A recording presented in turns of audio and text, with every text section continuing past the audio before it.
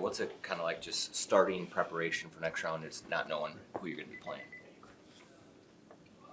I think it's good to take time to focus on ourselves, especially because there's definitely things that we would like to sharpen up on, fine-tune some things. So it can be a good change of pace, from the normal scout team routine, watching film. I think right now is a good time for us to look into some things that we know that we could need for either of the teams to come.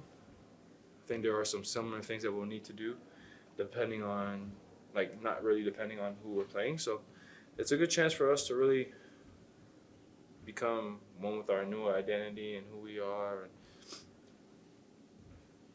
pretty much that's it. Pretty much all. When you coming out of that Lakers series, what do you look back on and say that maybe there is one or two things what we can tighten up here?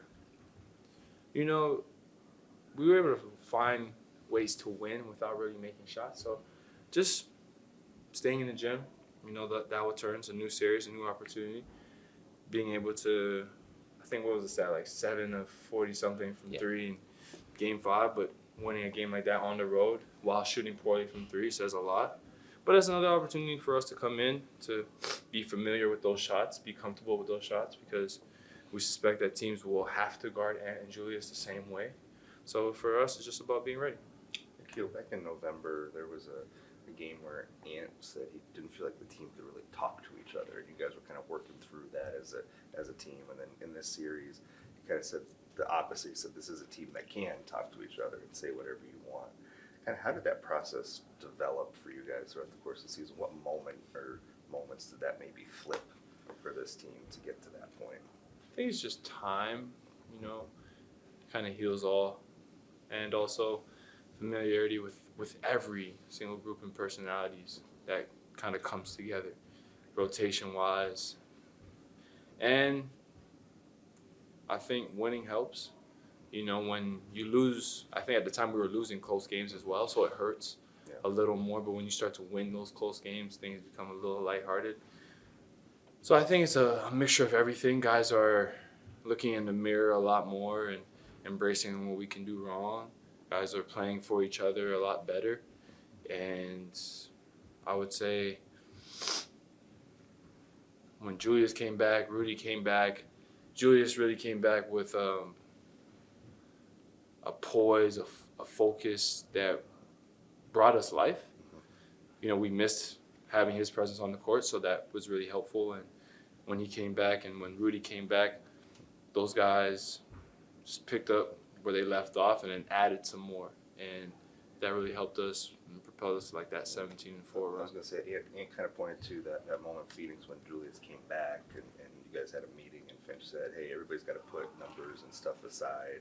Was that maybe a pivotal moment for you guys in this season, or just a good reminder at that point in the year? Yeah, and I think it's key to know that I don't believe anyone comes into our team and game thinking, I need 20 points.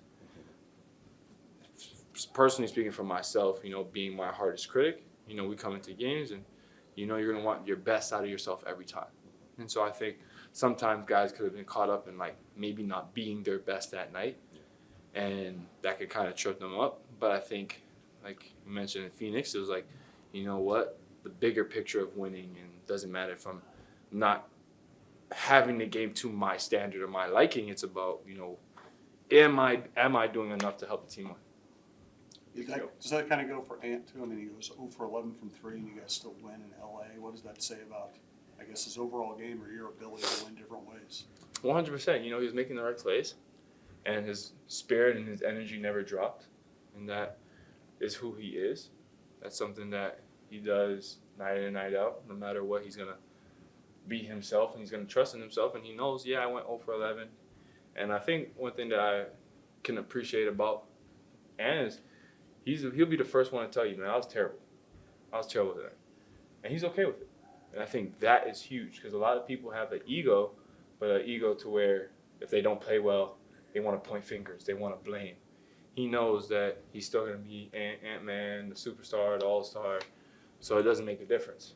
And we seen that in Game 5. He just kept making the right plays. And if the right play was to take that shot, he took it. If it was to make the right pass or play out the double, he did. And yeah. You talk about being your own worst critic. There were a few games during that series when you probably didn't meet your own standards. Was it easier to get through that than it has been in previous years? Has that been part of your maturity process, do you think? I struggled for sure, but at the end of the day, I think for me, it was just giving myself that time, that space to be upset, to be annoyed. I think the one thing that changed throughout the years is my input despite my emotion.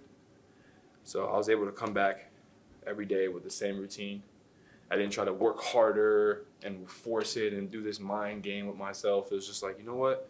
I'm not making shots right now. I know I'm a great shooter. My teammates are giving me confidence. Yeah, I was annoyed. But nonetheless, we have another opportunity at a series. So my mindset was just helping the team win. I was able to make 2 of them fall in Game 5.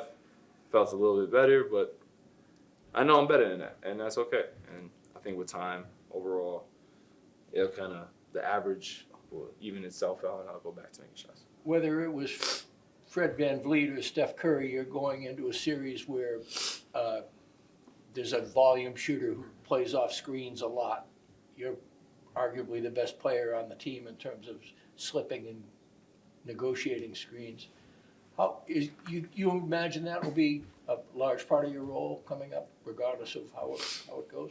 I think so, just because of matchups and size, and last series with the bigger players like LeBron and Luka, that was more Jaden, and so for me, this is where I can come in and help the team, and that's what the beauty of our team is we have guys like Jaden who can pretty much guard everyone, and guys like myself who are going to chase and fight and be relentless and I guess run around all 48 minutes if need be. So, yeah.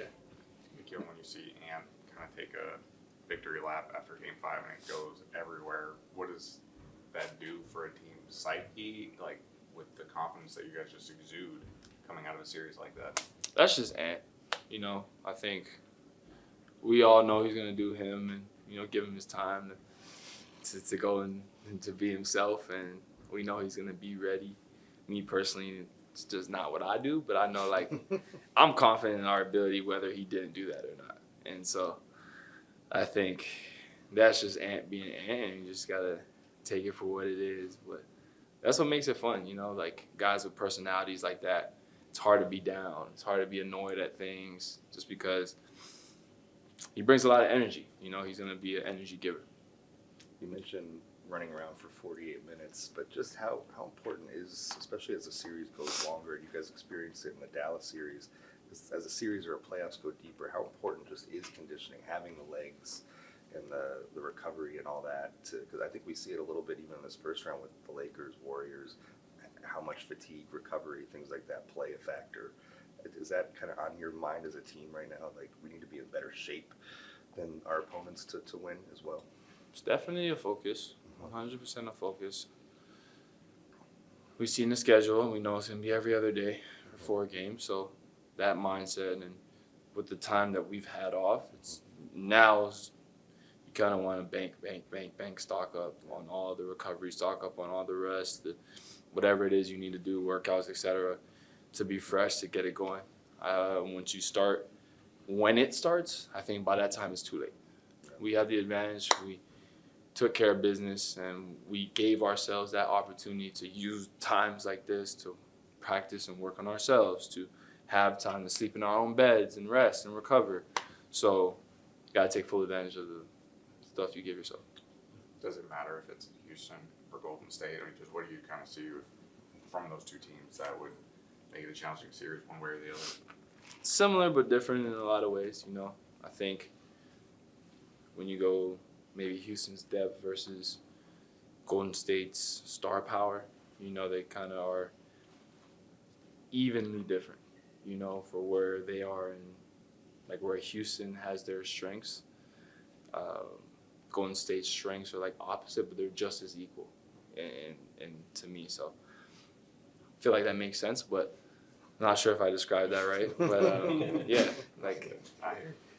so honestly, it's still 4 games you need to win.